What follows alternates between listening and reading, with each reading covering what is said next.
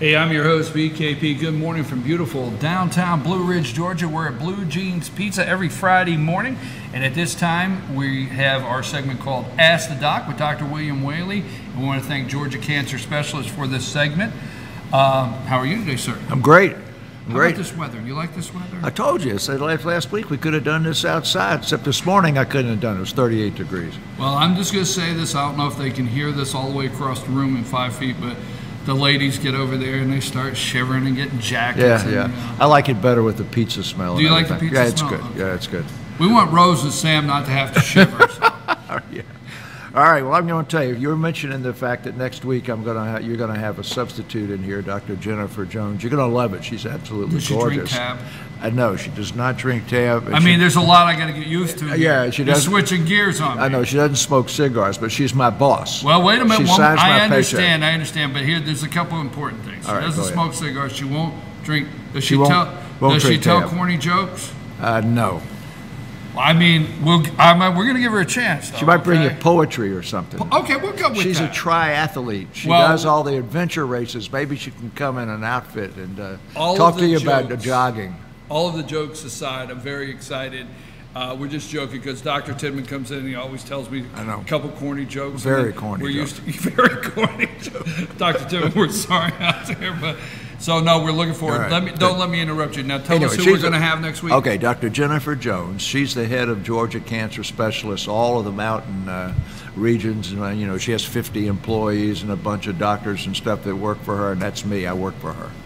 She signs my paycheck. So treat her nice. So you're telling me in front of everybody out there, treat her nice. I have to treat her nice, yeah, please. Okay, I'll work on all week long preparing my conduct to be appropriate. Right. All right. Now she might argue with you just a little, but she's not going to argue with you a bit about the politics.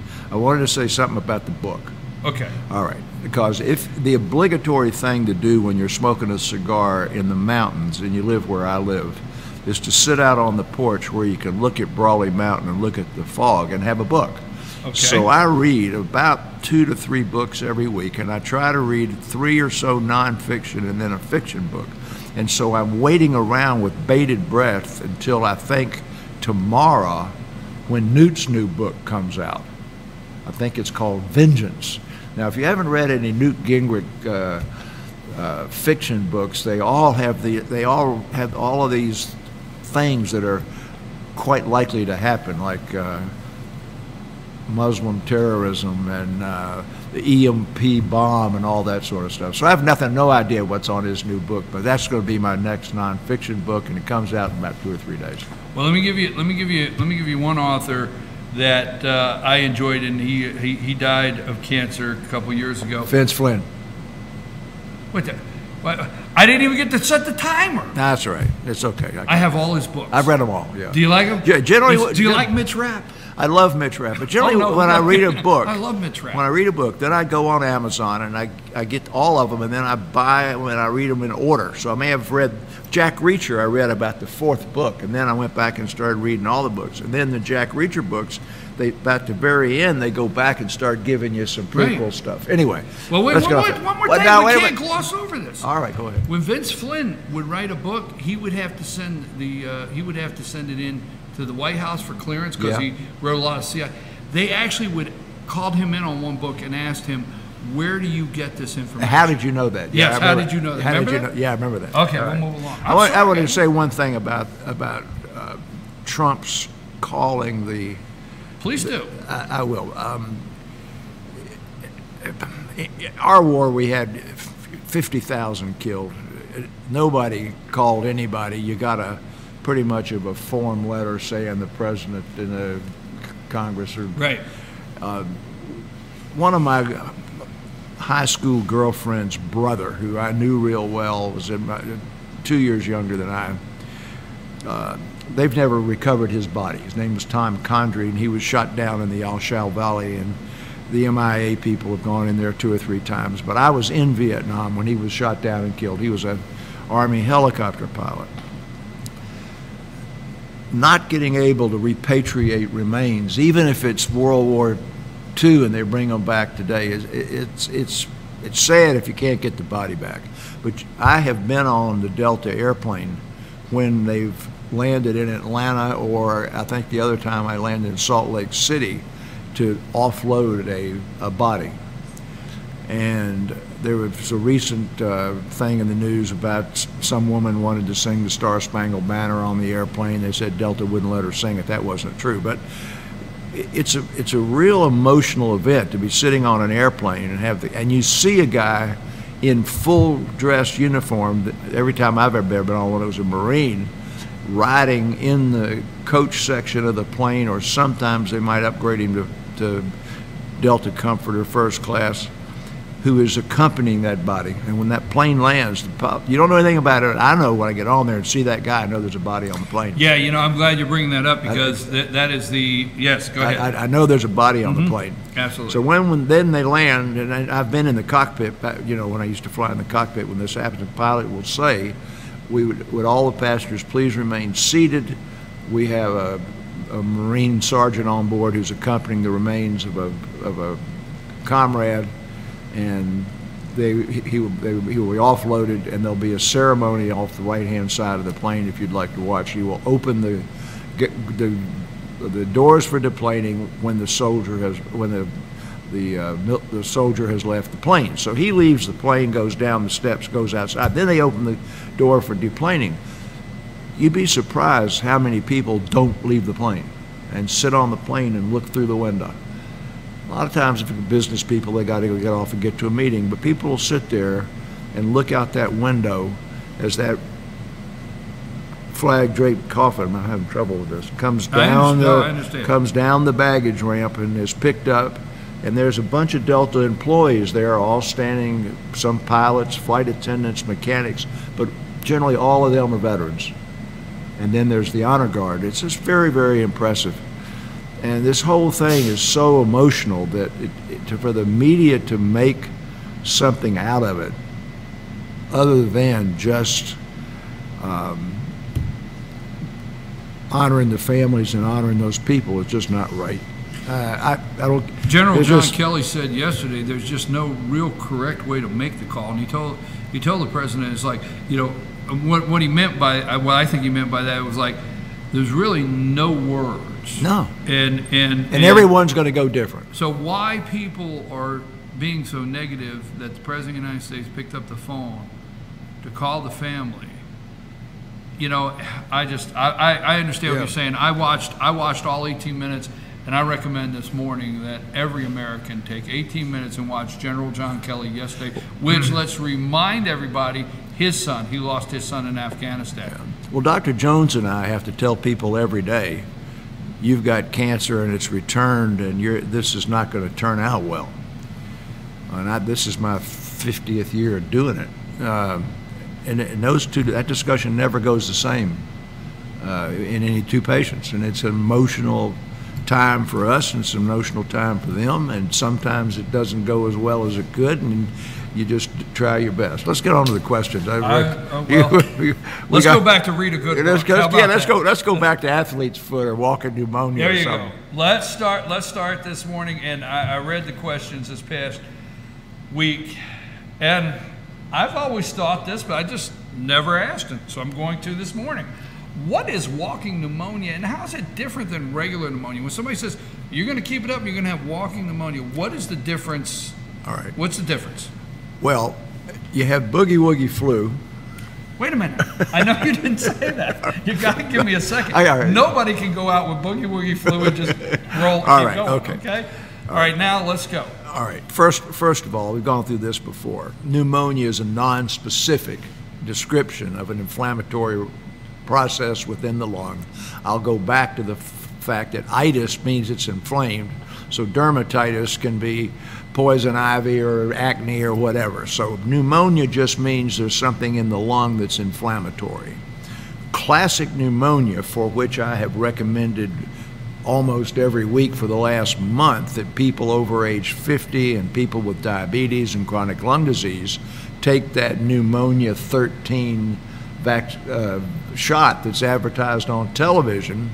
That kind of pneumonia, which is pneumococcal pneumonia, is bacterial pneumonia and generally has its onset with high fever, pain in the chest, bad cough and you're sick as a dadgum dog and you go to the emergency room and there's no doubt that you have a bad, that you've got pneumonia. So that's pneumococcal bacterial pneumonia. Most infections within the lung aren't that.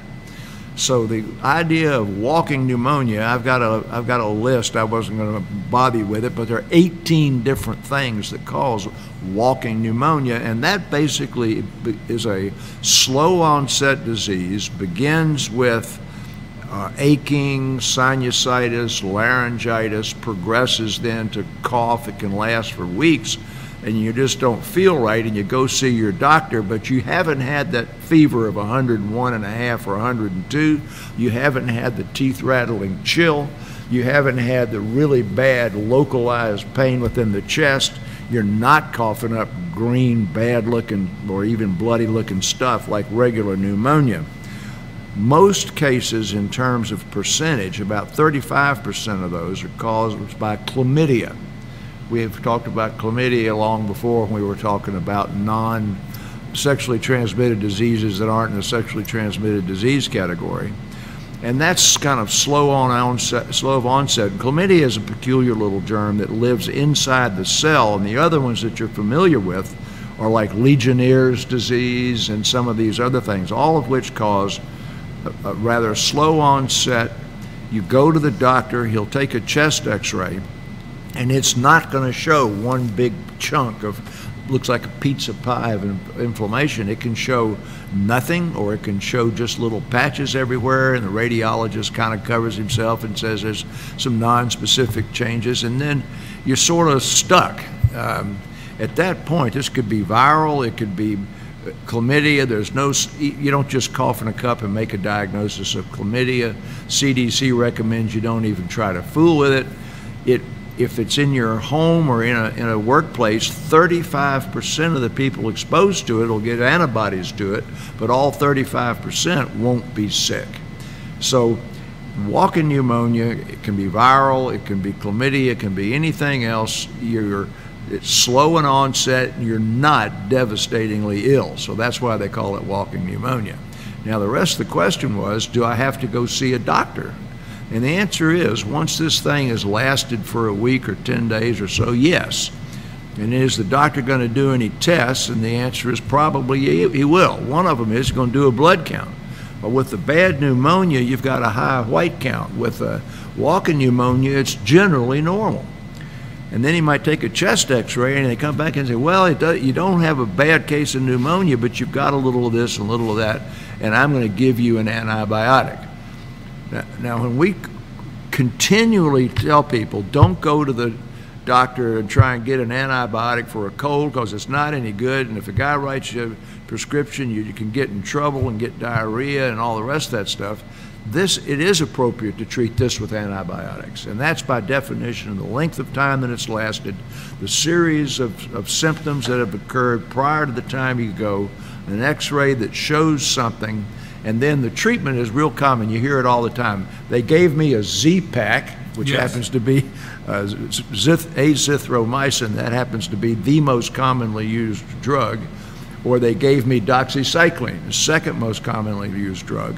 And those people that have to be hospitalized, and only a few of them are going to get into the ICU, but the people that are going to get hospitalized generally tend to be the older, the diabetic, the people with other diseases. Then they give them IV antibiotics, and they give them the other ones that you're familiar with, ciprofloxacin and Levaquin, Cipro and Levaquin. So anyway, it is a condition oh, and lastly, the immunizations for pneumonia, which are saving all these people's lives, protect you against that devastating pneumonia that I was mentioning, and there are about 23 strains of that we can immunize for. The common 13 are what we get in the common shot now. But this walking pneumonia, there is no preventative for. So chlamydia and all the rest of that stuff is community acquired. Oh, that's the other thing that you call walking pneumonia, the doctor calls community acquired pneumonia, meaning you're not devastated. So that's probably more than you wanted to know. But cough, fever, chest pain, shaking chills, and all that bad stuff, that's the real pneumonia. Is that enough? Is that enough? Yeah, but you want more? I don't have a segue. You know, usually I like to go from pneumonia. Well, you remember now when you. I mean, I have a hard time from going from pneumonia to athlete's foot. I don't know a clear way to. You know, my wife says when you ask Dr. Whaley the time, he tells you how to build a watch. You remember that? You keep bringing the tab and the cigars. If you want to can do whatever I want. All right, I'm not going to build a watch because this is not athlete's foot. Read the question. All right, I know. I have a rash on my toes. I have a rash on my toes, and it's a little itchy. How long do I wait before a visit to my doctor? With that set of symptoms, I think you wait for the rest of your life. You don't need to go see a doctor because your toes itch a little bit. And, you know, I try to encourage people. They've got real good primary care in these mountains, and these doctors up here are used to seeing some bad-looking feet. So when somebody walks in and says, my toes itch a little bit, and you look at it and there's just a tiny little rash on there, they wish you'd stayed home. Now, Sam, you got the picture of the athlete's foot? There's not an athlete that hadn't had a foot. I don't know how bad that one looks, but it wasn't a picture that I sent. But, you know, running 40 miles a week for 40 years and wearing shoes and wandering around in the jungle in shoes, every man I know, particularly these men that work construction and stuff up here, have had things on their feet that look bad. You know, if it blisters and it gets red, if it's between your toes and it's kind of mushy and it's scaly and stuff, it's time to go to the doctor, because there are all kinds of different viruses that can cause athlete's foot. The doctor needs to make sure that it's a infectious process, and then he'll give you the appropriate topical or oral medication for it. Now, in the era of the Second World War, where the boots were still leather and not fabric, and people spent days in those boots. He could have been in Europe and not be in the jungle. They all got a type of military foot disease that actually, for a lot of people, turned out to be a formaldehyde local reaction from constant contact with the shoe and moisture and not getting a dry pair of socks. So that type of thing, it still occurs today, because all of our athletic shoes and all the stuff, other thing else, have formaldehyde in the process, and that's not an infection, and putting foot powder on there isn't going to do any good, and that has to be seen by a doctor. And everybody remembers World War I. They all stood around up to their ankles in water, and they had trench foot and lost their feet. So the little rash on your toes and any itch, stay home.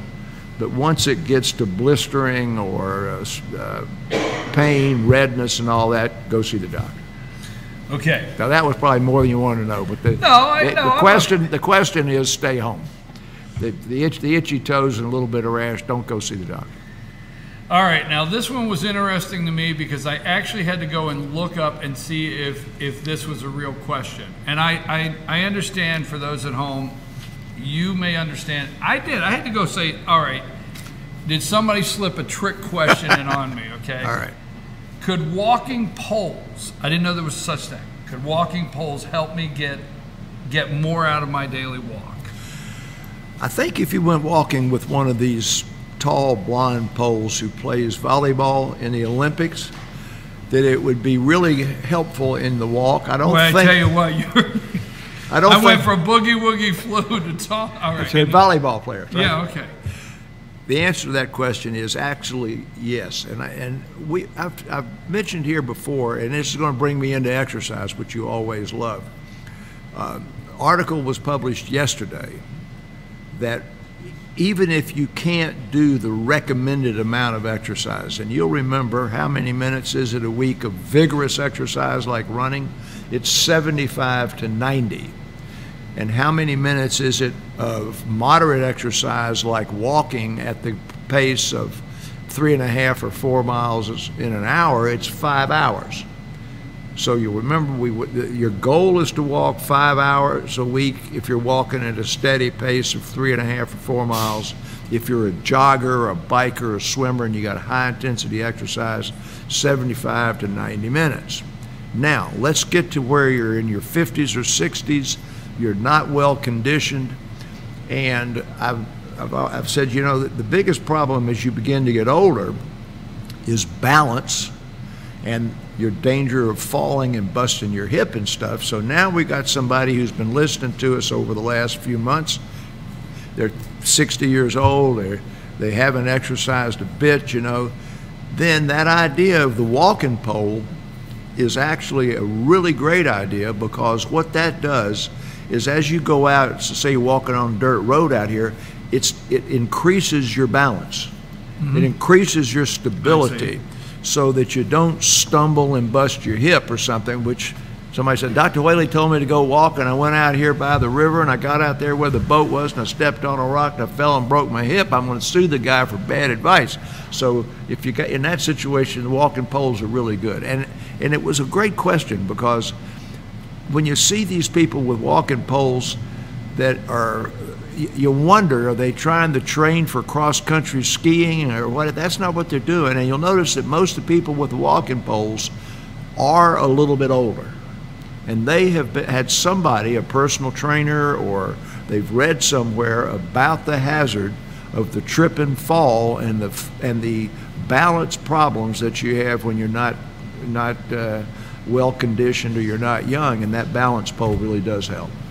Well, I appreciate it. It did turn out to really be a great question, and then I looked up walking poles, and I'm thinking, you know, I thought the same thing, you know, walking through the mountains or whatever, or, the poles is a good balance. And, you can't do it on a treadmill with poles, right? though. No, but treadmill, you got treadmill, you got the little rails. We always like to have a minute or two if there's anything that we've left open this morning that you have been researching, or you want to have a final word, or let our audience know before we go. Have you got that chart? You know, I keep coming back to immunizations, and right now there's a hepatitis A epidemic in Southern California. Hepatitis A, isn't that the one you get from the bad salad in the Mexican restaurant? Yes, but this is the largest hepatitis epidemic in the United States in 35 years, and it's not from bad restaurant food or contaminated stuff out of the salads or anything. It's a person-to-person transmission, and it brought to mind the idea, that chart that Sam's got up there tells you the recommended immunizations that everybody gets, or that you get at age 50, and it shows the pneumonia one and the shingles one and stuff. But over at the left-hand end is hepatitis A, and all of our kids are supposed to be immunized against hepatitis A when they start to school. At age 12 or so, they're supposed to get the HPV virus. Well, a study came out this week that 1 out of every 8 young adults from age 19 to age 60 have the HPV virus in their throat or neck, and that's the biggest cause of head and neck cancer. And head and neck cancer incidence has gone up by 300% in the last 20 years, and that's how long the HPV vaccine's been out there. So the two things that have come out all in the last 2 days are that hepatitis A epidemic. Your kids should have been immunized against that when they started the school, and if you haven't had it, go get it. And the HPV vaccine your kid's supposed to get when he's 12, and a lot of people aren't letting their kids get it, and they've got a 300% increase in head and neck cancer in young people caused by that HPV virus, and that would totally eliminate it. So I think those two things have come out in the last few days are worth talking about. I do too, and thank you, Dr. Whaley, and thank you, Georgia Cancer Specialist, for this segment. We appreciate them. If you have any questions for Ask the Doc, info at fetchernews.com or chief@fetchernews.com. You can email those throughout the week, and just put at the top in the subject, put in Ask the Doc, and we'll get it over to Dr. Whaley, try to get it on the show. You can always contact us, 706-889-9700. And the All-Star Panel, we're at Blue Jeans Pizza in Blue Ridge, Georgia. Beautiful fall morning. The All-Star Panel is in the house. Thank you very much, Dr. Whaley. Again, thank you, Georgia Cancer Specialist. We'll be back. We might talk a little politics, but I don't know. The Cub fan may be here. Take us to break.